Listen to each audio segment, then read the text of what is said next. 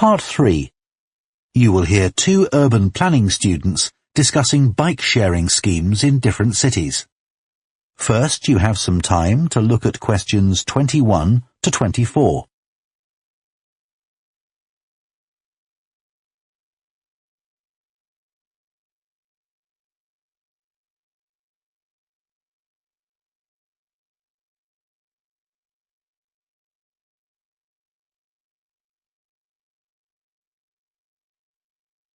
Now listen carefully and answer questions 21 to 24. Now that we've done all the research into bike-sharing schemes in cities around the world, we need to think about how we're going to organise our report. Right. I think we should start by talking about the benefits. I mean, it's great that so many cities have introduced these schemes where anyone can pick up a bike from dozens of different locations and hire it for a few hours. It makes riding a bike very convenient for people. Yes, but the costs can add up, and that puts people on low incomes off in some places. I suppose so. But if it means more people in general are cycling rather than driving, then because they're increasing the amount of physical activity they do, it's good for their health. OK, but isn't that of less importance? I mean, doesn't the impact of reduced emissions on air pollution have a more significant effect on people's health? Certainly in some cities, bike sharing has made a big contribution to that, and also helped to cut the number of cars on the road significantly. Which is the main point. Exactly. But I'd say it's had less of an impact on noise pollution because there are still loads of buses and lorries around. Right. Shall we quickly discuss the recommendations we're going to make? In order to ensure bike-sharing schemes are successful? Yes. OK. Well, while I think it's nice to have really state-of-the-art bikes with things like GPS, I wouldn't say they're absolutely necessary. But some technical things are really important, like a fully functional app, so people can make payments and book bikes easily. Places which haven't invested in that have really struggled. Good point.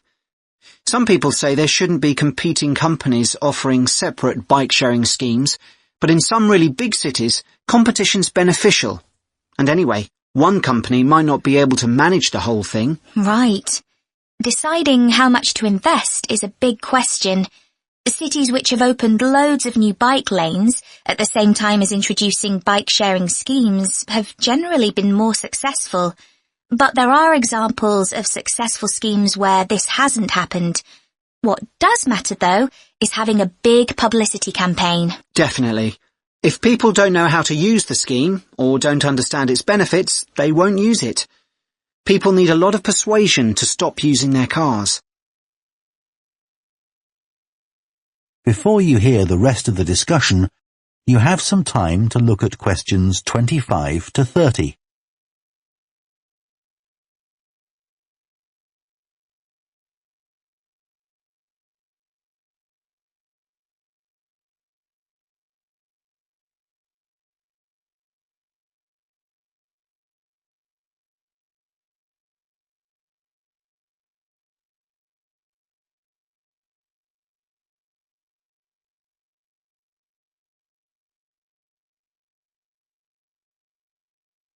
Now listen and answer questions 25 to 30. Shall we look at some examples now and say what we think is good or bad about them? I suppose we should start with Amsterdam, as this was one of the first cities to have a bike-sharing scheme. Yes, there was already a strong culture of cycling here. In a way, it's strange that there was such a demand for bike sharing, because you'd have thought most people would have used their own bikes. And yet it's one of the best used schemes. Dublin's an interesting example of a success story. It must be because the public transport system's quite limited. Not really. There's no underground, but there are trams and a good bus network. I'd say price has a lot to do with it. It's one of the cheapest schemes in Europe to join. But the buses are really slow. Anyway, the weather certainly can't be a factor. No, definitely not. The London scheme's been quite successful. Yes, it's been a really good thing for the city. The bikes are popular and the whole system is well maintained, but it isn't expanding quickly enough. Basically, not enough's been spent on increasing the number of cycle lanes. Hopefully that'll change. Yes. Now, what about outside Europe? Well, bike-sharing schemes have taken off in places like Buenos Aires. They built a huge network of cycle lanes to support the introduction of the scheme there, didn't they? It attracted huge numbers of cyclists where previously there were hardly any. An example of good planning. Absolutely. New York is a good example of how not to introduce a scheme. When they launched it, it was more than 10 times the price of most other schemes. More than it costs to take a taxi. Crazy. I think the organisers lacked vision and ambition there. I think so too. Sydney would be a good example to use. I would have expected it to have grown pretty quickly here. Yes. I can't quite work out why it hasn't been an instant success like some of the others.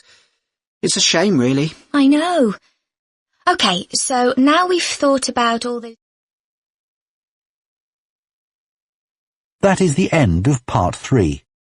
You now have half a minute to check your answers to part 3.